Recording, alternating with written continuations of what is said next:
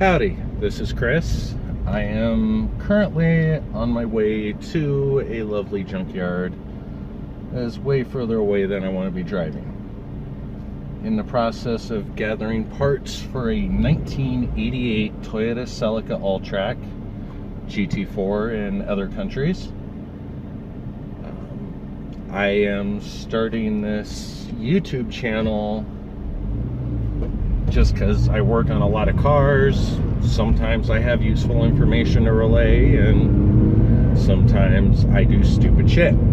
So, figure, record it, display it for people to either laugh at or tell me what the hell I'm doing wrong. And let's just see how this goes.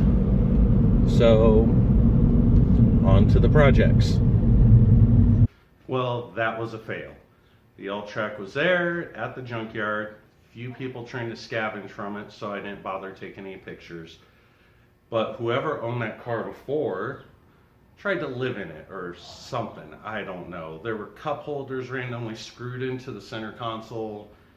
A chunk of the carpet was cut out. Yeah, it was bad. Anyway, I did find one part of use, and I will be replacing that in this video. Metal overflow tank.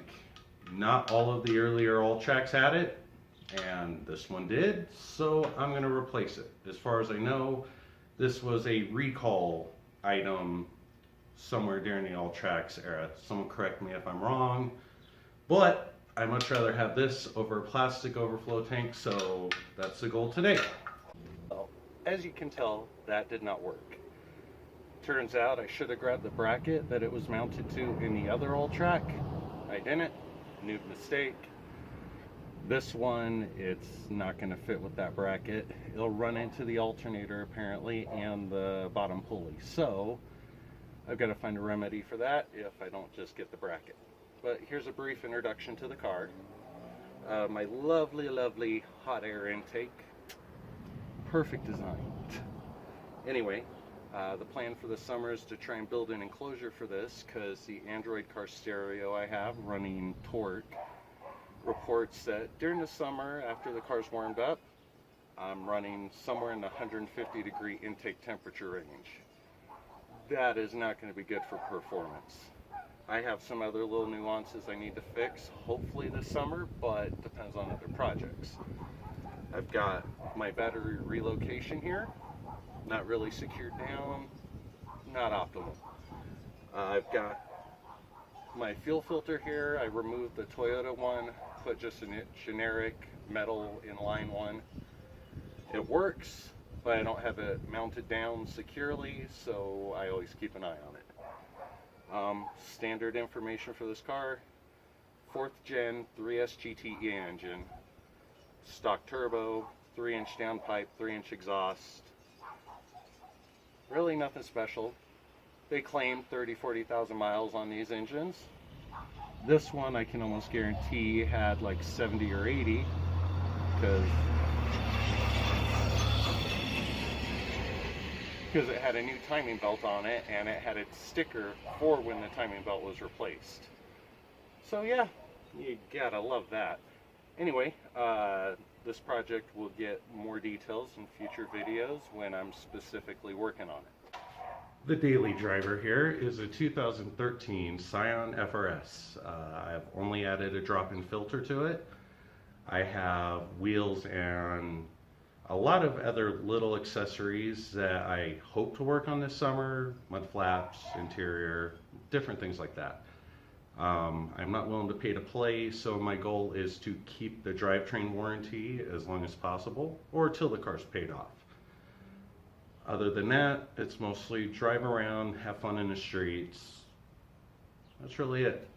So, here's another project that'll be done probably in the next year.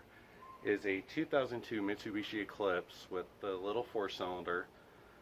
It is a car purchased for my 14-year-old son at the time. He has 2 years to get it running with my assistance and money for parts. Blown engine. That's all that's wrong with it as far as we know, and it was at a shop with the head taken off. I guess they cracked the head, melted some ignition coils on it. not really my project, but I will document the work that we have to do to it. I imagine it'll be new motor or used motor, new flywheel, new clutch, probably changing things like gear oil, things like that. Hopefully nothing else, and hopefully it'll just be a couple of videos on this one. So yeah, here is my main project, my baby, 1980 Toyota Corolla. Believe it is labeled as a sport coupe or liftback, whatever. It is a two-door hatchback. Currently, it is a 3TC engine with lost compression on cylinder 3. Last time I had it running with Megasquirt, standard manual transmission, really nothing special done to it besides the Megasquirt and multi-port injection to go with it. It ran, is a good learning curve, like way for me to learn how to build a Megasquirt and how not to install one. We'll get into that later. The plans for this car, well, let's give you an example of some of the poor work I've done. Not sure if the video will show this properly, but I painted this.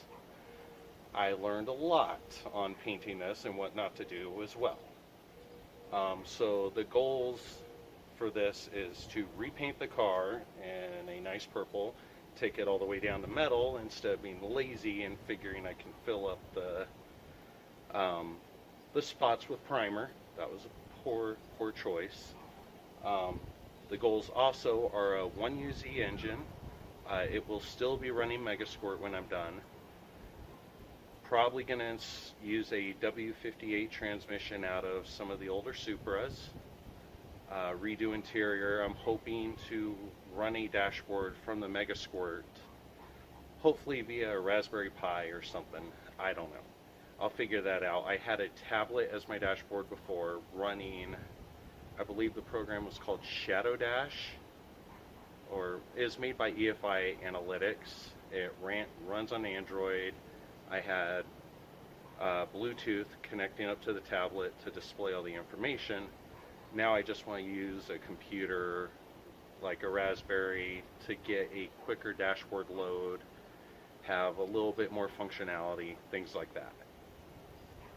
With that said, this car still has some time before I actually do anything to it, mostly because of this. Ta-da! This is a project that will consume probably the next few months of my life, hoping to finish it before fall hits. It is a 1964 Beetle. Previous owners were, I don't know what one of them was thinking. Heater channels replaced with fiberglass. Well, they threw fiberglass on the rust holes on the floor pan in the heater channels. Most of the bolts that attached the floor pan to the heater channels were not really attached to anything because all the metal had rusted out. I am doing this project for a friend. Good friends, they're paying for parts. I'm doing most of the labor, well, all the labor.